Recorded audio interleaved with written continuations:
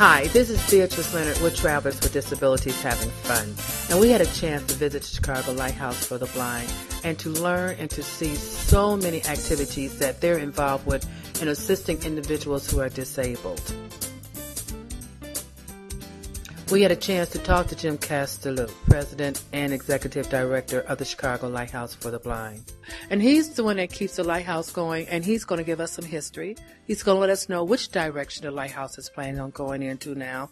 And also, outside the Lighthouse, they're going to start breaking ground, if they haven't already, to expand.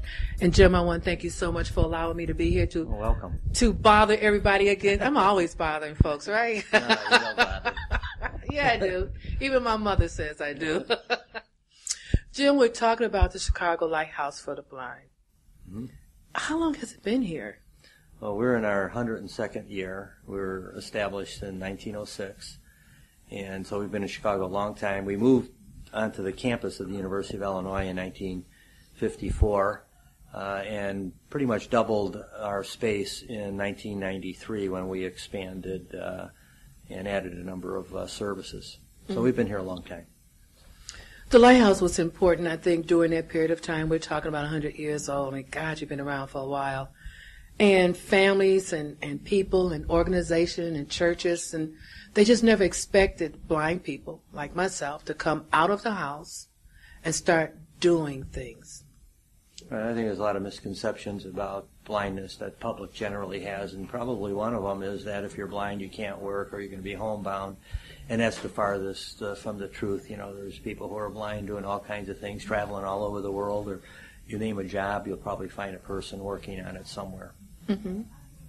What does the Lighthouse offer people who are blind or visually impaired? And you also work with other disabilities, but first I would be selfish.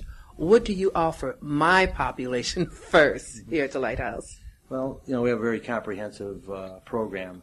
I know you on the tour seen our children's program, so we offer services for families, especially families that have infants or toddlers that are blind. How many people would you say that you service here at the Lighthouse? We serve over 70,000 people a year who are blind.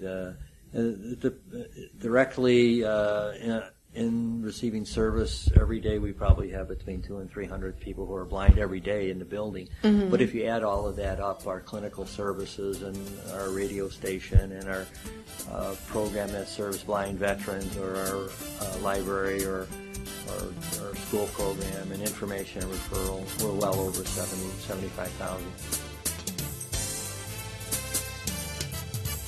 This is Beatrice Leonard, and we're still here at the Chicago Lighthouse for the Blind.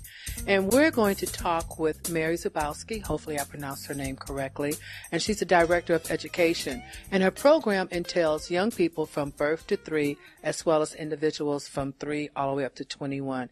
And Mary, again, I want to thank you for allowing us to interrupt your classroom to get more information to share with our viewers here about the program. My pleasure. Glad to have you here. Mary, exactly what is Birth to 3? It's a program, basically a family intervention program for parents who have children who are born with blindness or visual impairment, and it's a comprehensive program for the family. We actually see the child primarily in the home and work with the family members, usually the mother or the father, mm-hmm. helping them to understand how to encourage child development in a child who has limited or no vision.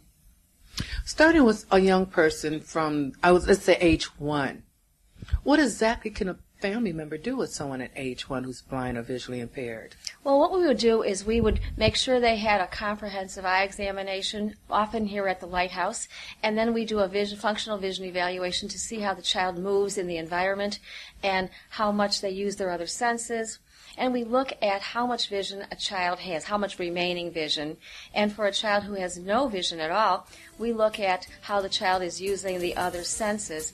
And the program is based around child development through play in the natural environment. That's why we prefer being in the home, although we do have families that come into the Lighthouse for services.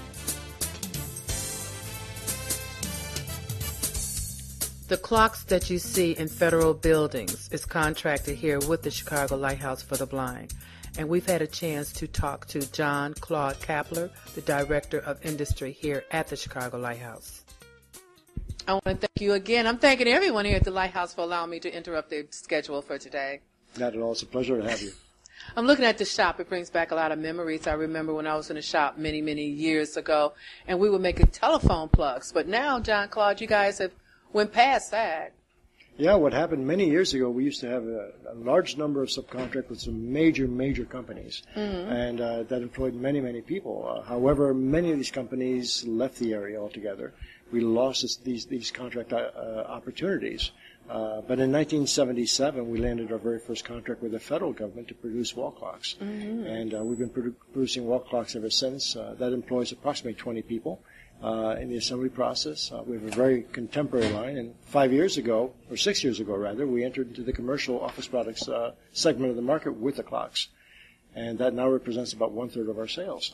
When you say commercial, I mean that you make your clocks and people just purchase them from the Lighthouse? Correct. Not directly from the Lighthouse, but for example, we're in several catalogs, Office Max, Office Depot, and many of the independent dealers purchase from us as well.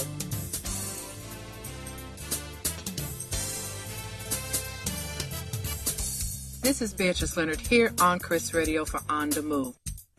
No, I'm not. I'm here for Travelers with Disabilities Having Fun. And we're going to be talking to the director today, Bonnie Barnes, all about CRIS Radio. Bonnie, I want to thank you so much for allowing me to come in and talk about CRIS Radio today. Well, Bea, it's just a delight to have you here. And I just love it. When I touch this mic, I just feel so like, here I am, I'm back again. And you're my guest this time. You've been a volunteer for us for a long, long time, haven't you? Yep, and I enjoy doing CRIS Radio. Now, when did you start at CRIS? I'm interviewing you. You didn't go there, did you? Yes, I did. Several years ago, a few years ago. A few years ago. A couple weeks ago. A couple weeks ago. You know, it's been a long time, folks. So we're delighted to have you here. We were talking about, it's been at least, 18, 19, 20 years. 20 years. Because we were next door. She was just a child when she started. I was one of those gifted children. Yes, she was 10 years old. And because we were in the Mantle Building, there on Michigan Avenue, right next door to WGN. Right. And then we moved here, moved there, and now we're here. Now we're here at the Chicago Lighthouse for the Blind. That's it. Yes. What is CRIS Radio? CRIS is a radio reading service for the blind. We were started in 1980 by the Chicago Board of Ed, by WBEZ, and by a group of very dedicated Lions. And the idea is that we acquired space in the Mandel Building, and we acquired the broadcast equipment necessary to broadcast, and then we rounded up volunteers to read newspapers and magazines. And we have been doing that for over 25 years now. About 3 years ago, we became part of the Chicago Lighthouse for the Blind, which is where we are now. And we've continued our mission of reading the Chicago Tribune, the Defender, the Southtown, the Sun-Times, over a frequency donated by WBEZ. And it's picked up by nursing homes and hospitals and hospices. And we read 24 hours a day, 7 days a week, and we also have special interest programs that are hosted by people like me. When you mentioned hospitals and nursing homes and BEZ and you're on cable, about how many people out there hear you? Well, we cover the entire range WBEZ covers, but we're also available on the Internet. So I like to say we're international, we're global. You can find us at www.thechicagolighthouse.org. You just click on the CRIS icon, and you can listen to the broadcast 24/7. We're available on CAN TV on channels 19 and 21, and we're also available on WBEZ's SCA frequency. Oh, we also have a telephone reading service, too, so you can call and get your newspapers right to you over the phone. So we're just all over the place. You're just everywhere. I want to thank you so much for listening here with Travelers with Disabilities Having Fun. If you would like further information about what we are doing and all the different activities, please continue to visit us here on our site at www.TWDHF.com. This is Beatrice Leonard signing out for right now. Have a wonderful and marvelous travel experience.